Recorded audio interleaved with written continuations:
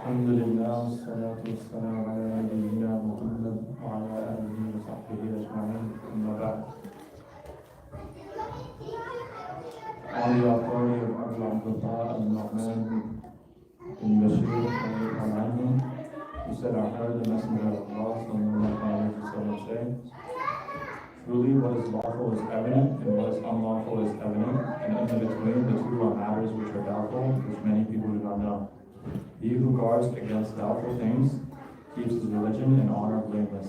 He who indulges in doubtful things indulges in fact in unlawful things. Just as a shepherd who pastures his flock around the preserve will soon pasture them in it. Beware, every king has a preserve, and the things Allah has declared unlawful are his preserves. Beware, in the body there is a flesh. If it is sound, the whole body is sound. And if it is corrupt, the whole body is corrupt. And behold, it is the heart. Why did Imam al-Bukhari start Kitab al-Buyun with this hadith? What does this imply? There's many suggestions. One of them is that these doubtful matters are related to these things that we buy, sell, and trade in. One of the ways that Imam al-Bukhari was influenced by his father was that his father brought only halal things into the house. Whatever the family ate, drank, wore, or used was halal. There was no doubts in their lifestyle. Scholars are of the view that most of the acts fall into one of two categories.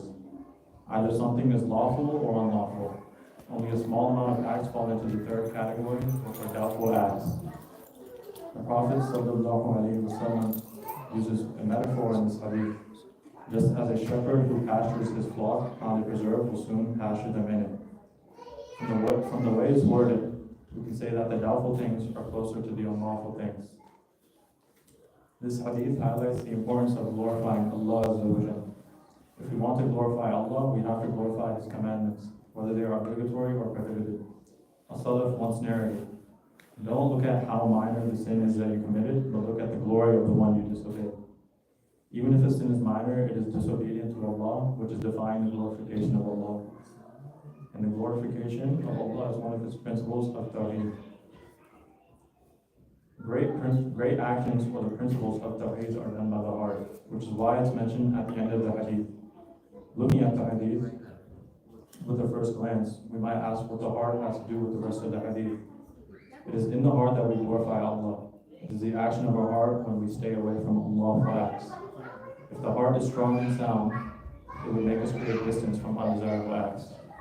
Those with weak iman may go around the doubtful matters. Little by little, they will give in to the undesirable acts.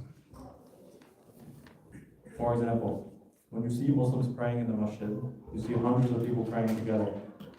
But what distinguishes them is the status of their hearts.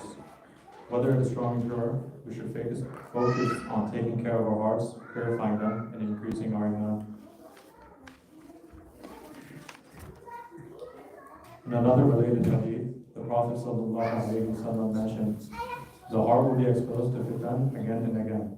The heart which is influenced by fitna will have a black spot placed on it. And if the heart avoids the fitna, there will be a white spot on it. The heart is either pure or sealed based on how affected you are with dealing with fitna. It's important to avoid and get away from fitna in order to have a pure heart, especially in these times where being exposed to fitna has become normal. The main key to deal with the problem of doubtful matters is the heart. When we say the heart is full of light or guided by light, there are steps we can take to help identify and avoid doubtful matters. First, we have al-muhasaba, which is self-accountability. One example of this can be delaying prayers, for whatever reason that may be. Then we have al-muraqaba, which is self-punishment. One example of this can be staying up late at night and missing your Fajr prayer. And so to correct this mistake, the next day one might go to bed on time, to wake up on time and pray Fajr. Then there is dhikrullah, the remembrance of Allah. The Prophet ﷺ said, there's nothing better a person can do to save himself from Allah's punishment than to remember Him. He ﷺ also said, shall I not inform you of the best of your deeds, the purest of them with your master, the highest of them in the ranks? A deed hadith, which is better for you than spending gold and silver, and better for you than meeting your enemy and striking their necks. And strike their necks, they replied, of course. He sallallahu alayhi wa sallam said, the remembrance of Allah. Another thing that we can practice is as-salatu ala nabi, which is sending prayers and blessings upon the Prophet sallallahu alayhi wa sallam. The Prophet sallallahu alayhi wa sallam said, do you know the greeting, the one whom my name is mentioned in front of him or her, and he does not say sallallahu alayhi wa sallam. In another hadith, the Prophet sallallahu alayhi wa sallam said that if we practice as-salatu ala nabi, Allah will send His prayers and blessings upon us.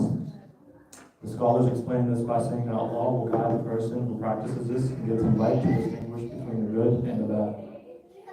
It is a light that will be in the heart. There are doubtful matters that a Muslim that we might face in our everyday lives, and this hadith should help us in dealing with such matters. جزاك الله خير والحمد لله رب العالمين.